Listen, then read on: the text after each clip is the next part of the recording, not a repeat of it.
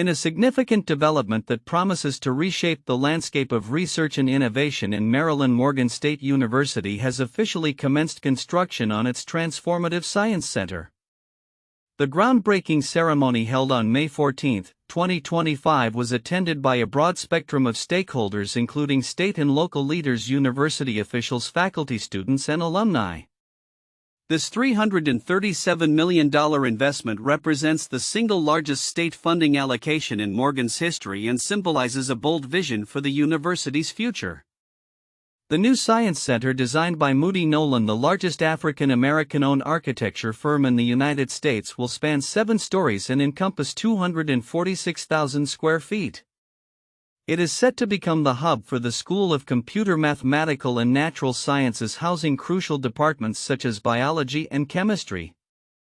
The facility will boast advanced research laboratories, information technology spaces, tutoring centers, and a botanical greenhouse, all tailored to meet the educational needs of 21st-century scholars. The transformational facility enhances Maryland's competitiveness in research and will play a pivotal role in advancing our pursuit of Carnegie R1 research status, stated Morgan State President David K. Wilson. He expressed gratitude towards Governor Wes Moore and his administration for their visionary support, highlighting the center's potential to establish Morgan as a leader in scientific discovery. Governor Moore echoed this sentiment during his address, emphasizing the collaborative effort that brought the project to fruition. "This is a celebration of a place where Maryland will be on the cutting edge of discovery," he said, underscoring that the facility would not only benefit the university but also the broader community. The Science Center aims for LEED Gold certification, integrating environmentally sustainable features such as a green roof and a gray water reclamation system, which will further enhance its impact on the local environment. The groundbreaking is a part of broader efforts by the Moore administration to bolster Maryland's historically black colleges and universities HBCUs, with investments totaling $1.34 billion, marking a nearly 60% increase in funding. This commitment is particularly significant for communities in East Baltimore, where Morgan is located, reflecting a concerted effort to address historical inequities in educational funding. Baltimore City Mayor Brandon Scott also spoke passionately at the event, affirming Morgan State's integral role within the city's fabric. "Baltimore knows that Morgan State is Baltimore's university," he declared, framing the new Science Center as a pivotal investment in STEM education and a vital step toward elevating the university's research status. As the new Science Center rises on the site of the former Washington Service Center, it represents not just a physical expansion of Morgan's infrastructure but also a manifestation of the institution's growing academic ambitions. The facility will replace outdated structures that have become inadequate for the university's expanding student body and academic offerings. The construction of the Science Center follows a series of recent milestones in Morgan's campus transformation, including the openings of the Health and Human Services Center and Legacy Hall. As the university continues to evolve, the Science Center is poised to serve as a beacon of innovation, fostering the next generation of scientists, researchers, and thought leaders. Scheduled for completion by August 2028, the Science Center exemplifies Morgan's commitment to pushing beyond boundaries and preparing students for the challenges of the future. As President Wilson aptly put it, when a great idea, vision, or dream is ever realized, it never belongs to one person. It belongs to all those hands that made it happen. With the construction of this state-of-the-art facility, Morgan State University is not only reinforcing its commitment to academic excellence but also positioning itself as a vital contributor to Maryland's economic and intellectual landscape. As the project unfolds, it will undoubtedly attract attention from across the nation, setting a precedent for future investments in education and research. In a rapidly evolving landscape of biotechnology, India is making significant strides in the development of mRNA-based vaccines and therapeutics, a sector that has garnered immense attention in light of recent global health challenges. At a recent webinar organized by the Department of Biotechnology (DBT) and the Biotechnology Industry Research Assistance Council (BIRAC), experts underscored the potential of mRNA technology to reshape healthcare and drive economic growth in the country. Dr. Alka Sharma, A senior advisor at the DBT highlighted that this initiative is part of the BioE3 policy, which aims to position India as a leader in bio-based innovations. The BioE3 policy's vision is to foster high-performance biomanufacturing by supporting sustainable green growth, she emphasized. This policy reflects a global shift towards sustainability that could fuel what is being referred to as a biorevolution impacting economies and societies alike. During the webinar, Dr. Varshnaya Singh, a scientist at the DBT, elaborated on the burgeoning mRNA therapeutics sector, describing it as a groundbreaking advancement in biotechnology. mRNA-based therapies have the potential to tackle a broad spectrum of diseases, including cancer, genetic conditions, and infectious diseases, Dr. Singh stated. However, he also pointed out challenges that persist in the sector, such as issues surrounding product delivery stability and a reliance on imported raw materials. The discussion included insights from Dr. Raghavan Varadarajan from IISc Bangalore, who explored the latest advances in mRNA LNP lipid nanoparticle vaccine technology. Dr. Varadarajan discussed the workflow for mRNA vaccine design and the comparative analysis of different mRNA LNP formulations, highlighting the significant advantages of mRNA vaccine modalities. His analysis underscores the technological innovation that could revolutionize vaccine development and deployment. This collaborative forum brought together academia, industry experts, startups, and researchers, fostering dialogue about the latest developments in mRNA therapeutics biomanufacturing. Such interactions are vital as they pave the way for innovative solutions that could address both local and global healthcare challenges. As these discussions unfold, the landscape of vaccine development is not without its controversies. In parallel, the rise of a new cadre of health officials in the United States, some of whom are associated with the anti-vaccine movement, poses questions about the future of public trust in vaccines. While these officials may appear more aligned with evidence-based medicine than traditional anti-vaccine activists, their skepticism towards certain vaccines continues to stir concern in the scientific community. This juxtaposition of advancements in biotechnological innovation and emerging skepticism reflects a critical moment in public health discourse. The ability of nations like India to harness mRNA technology while navigating challenges and controversies will be crucial as the world prepares for future health crises. With initiatives like the BioE3 policy, India stands poised to make a significant impact on the global stage, potentially reshaping the future of healthcare through innovation and sustainable practices. As the dialogue around vaccines continues, the emphasis on scientific rigor and public trust will be more important than ever in determining the trajectory of global health initiatives. In an era where advancements in cancer research are critical, the United States finds itself at a crossroads with the potential for both groundbreaking discoveries and significant setbacks. Recent developments highlight a unique opportunity for the nation to assert leadership in cancer science, especially in the wake of proposed budget cuts by the Trump administration that threaten to undermine critical research funding. The Cancer Letter recently emphasized the importance of positioning U.S. cancer science to lead globally. With the National Institutes of Health (NIH) and the National Cancer Institute (NCI) at the forefront of this battle, the landscape of cancer research funding has become increasingly precarious. Proposed cuts amounting to $17.5 billion, approximately 37% of the NIH budget, could cripple progress in research, particularly for pancreatic cancer, which is notoriously underfunded and one of the deadliest cancers. Julie Fleshman, president and CEO of the Pancreatic Cancer Action Network PanCan, warned that every dollar slashed is a setback for patients and their families. The elimination of the only federal program dedicated exclusively to pancreatic cancer research, the Pancreatic Cancer Research Program (CARP), has left the community reeling. However, a glimmer of hope remains, as pancreatic cancer has been included as an eligible disease under the peer-reviewed Cancer Research Program (PRCRP), allowing researchers to apply for funding once again. Despite these opportunities, advocates stress that it is not enough to simply replace lost funding. There is a dire need for increased investment. Fleshman's recent call to action urges constituents to contact their representatives and demand the restoration of CARP funding.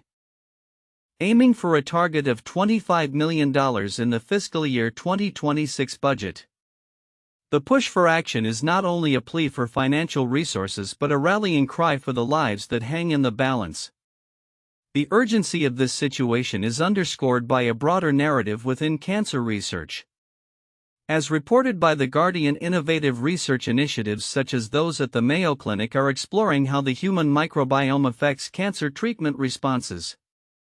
Researchers are collecting fecal samples to uncover how gut bacteria may influence patient reactions to therapies.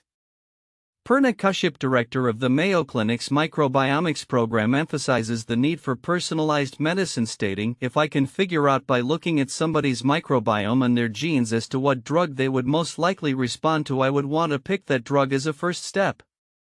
However, this pioneering work risks being overshadowed by the impending cuts to federal research funding. The scientific community is acutely aware of the ramifications of these budget reductions. Derek Lowe, an organic chemist, pointed out that the kinds of biobanking and data collection the NIH funds are open-ended and openly available, suggesting that private initiatives cannot adequately compensate for the loss of public funding. As the cancer research community rallies to mitigate the impact of these cuts, it is clear that the fight for funding is about more than just dollars and cents. It is about preserving the momentum built over decades of research that has led to improved survival rates and treatment options for countless patients. The collective voice of advocates, researchers, and patients is crucial in this moment as they demand sustained investment in life-saving research. Looking towards the future, the path ahead remains uncertain. The response from Congress will determine the trajectory of cancer research funding in the United States. With advocacy efforts intensifying, the hope is that by uniting voices across the nation, the community can secure the necessary resources to continue the fight against cancer and ensure that progress does not stall. The stakes could not be higher, and the time for action is now. Recent findings have spotlighted significant limitations in artificial intelligence's AI capabilities, particularly in tasks that most humans manage effortlessly, such as telling time and reading calendars.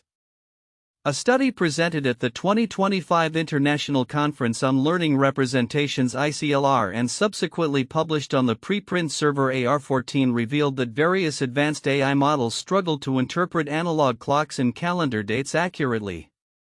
The research indicates that AI systems can only read clocks correctly about 38.7% of the time and calendars merely 26.3% of the time, highlighting a stark contrast between AI performance and human proficiency in these tasks. Lead researcher Rohit Saxena from the University of Edinburgh emphasized the importance of addressing these deficiencies if AI is to be effectively integrated into time-sensitive applications such as scheduling and automation. Most people can tell the time and use calendars from an early age. Our findings highlight a significant gap in the ability of AI to carry out what are quite basic skills for people, Saxena stated. The study's methodology involved feeding a custom dataset of clock and calendar images into several multimodal large language models, including Meta's Llama 3.2 Vision and Google's Gemini 2.0. The results were underwhelming, indicating a troubling inability of these systems to generalize from their training data to perform spatial reasoning and perform basic arithmetic related to time. The research points to a crucial factor in AI's shortcomings: the nature of its training. Traditional systems are trained on labeled examples, but reading a clock involves complex spatial reasoning that AI models have yet to master. Clock reading requires something different: spatial reasoning, Saxena explained. The overlapping hands on a clock and the variety of designs such as Roman numerals complicate the task for AI systems, which find such visual and spatial processing challenging. At a time when AI is often lauded for its remarkable capabilities in generating text, creating images, and even passing exams, these findings serve as a reminder of the technology's inherent limitations. AI excels in areas with abundant training data but falters in tasks requiring abstract reasoning or generalization from unfamiliar scenarios. Saxena adds, "What for us is a very simple task like reading a clock may be very hard for them." The implications of this study extend beyond technical capabilities. they raise concerns about the reliability of AI in critical applications. As AI continues to be woven into the fabric of our daily lives, reliance on its outputs without rigorous testing and human oversight could lead to significant errors in time-sensitive contexts. AI is powerful, but when tasks mix perception with precise reasoning, we still need rigorous testing, fallback logic, and in many cases a human in the loop, Saxena urged. In a separate but equally noteworthy development, the Massachusetts Institute of Technology (MIT) recently retracted support for a high-profile paper authored by a doctoral student that claimed significant productivity benefits from integrating AI into scientific research.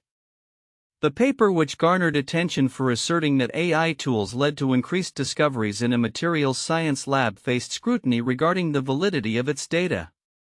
Economists Darren Acemoglu and David Otter, who had previously praised the work, now expressed doubts about its reliability following concerns raised by a computer scientist. MIT's internal review concluded that it could no longer stand by the paper's claims, resulting in a call for its withdrawal from both academic journals and preprint archives. These incidents collectively highlight a critical juncture in the development of AI technologies. As capabilities expand, the need for robust validation of AI applications becomes ever more pressing. The challenges in both reading time and the integrity of research underscore the necessity for careful consideration of how AI interacts with human tasks and the data that drives its learning. Looking ahead, the AI community must prioritize enhancing these systems' reasoning abilities and ensuring the integrity of the research surrounding them, paving the way for a more reliable collaboration between humans and machines. In a remarkable development for the future of energy, researchers at General Atomics have achieved a significant breakthrough in nuclear fusion, a technology that could potentially provide clean and virtually limitless energy. This advance, reported in the journal Nature, marks a crucial step toward overcoming decades of technical challenges that have hindered the practical application of fusion energy. Nuclear fusion, the process that powers the sun, involves fusing atomic nuclei under extreme conditions of heat and pressure. Unlike traditional nuclear reactors that rely on fission, splitting atoms, fusion has the potential to produce vast amounts of energy without generating long-lived radioactive waste. However, achieving and maintaining the necessary conditions for fusion has proven to be a formidable task for scientists worldwide. At the core of this challenge is the need to create a state of matter known as plasma, a hot ionized gas comprising charged particles. This plasma must reach temperatures exceeding hundreds of millions of degrees Celsius, significantly hotter than the core of the Sun, to facilitate the fusion of atomic nuclei. The difficulty lies not just in generating this high-temperature plasma but in maintaining its stability long enough to harness the energy produced. The tokamak reactor design has emerged as a leading method for achieving these conditions. Tokamaks are donut-shaped devices that use powerful magnetic fields to confine plasma. However, they encounter a critical limitation known as the Greenwald limit, which restricts how dense the plasma can become without destabilizing. Exceeding this threshold often leads to disruptions that compromise energy production and can even damage the reactor itself. The breakthrough achieved by the General Atomics team involved generating plasma with a density 20% higher than the Greenwald limit while simultaneously maintaining a plasma confinement quality that surpassed existing standards. This dual achievement is particularly significant, as it addresses a major bottleneck for commercial fusion reactors. Previous attempts to exceed the Greenwald limit often resulted in decreased plasma stability, but the new findings suggest a pathway toward a more efficient fusion reactor design. The synergy between achieving high plasma density and maintaining high confinement opens up new possibilities for a stable and efficient fusion reaction, noted a researcher from the General Atomics team. This dual advancement not only promises to enhance energy output but also provides insights into controlling plasma instabilities, a common challenge in fusion experiments. Another critical aspect of achieving successful fusion involves managing the temperature gradient within the plasma. While the core must reach extreme temperatures to facilitate fusion, the reactor walls need to remain cooler to prevent damage. The recent research offers new strategies for balancing these temperatures, further enhancing the feasibility of practical fusion reactors. As exciting as this breakthrough is, it is essential to recognize that significant work remains before fusion energy can become a reality. Nonetheless, the progress made by General Atomics signals a promising direction for the future of energy production.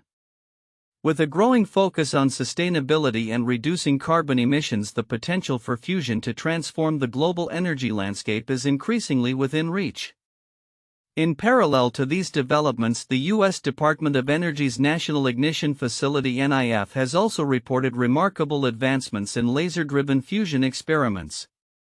The facility has successfully increased its power output, reaching yields of up to 8.6 megajoules in recent tests, more than double the energy produced in earlier experiments. While these achievements have not yet enabled a self-sustaining reaction capable of powering the facility, they serve as vital evidence that controlled nuclear fusion is not merely a theoretical concept but a tangible goal. As the world grapples with energy challenges and climate change, the strides made in nuclear fusion research present a beacon of hope. The combination of efforts from various research teams indicates that the dream of harnessing fusion energy may soon transition from laboratory experiments to practical applications, paving the way for a new era in clean energy production.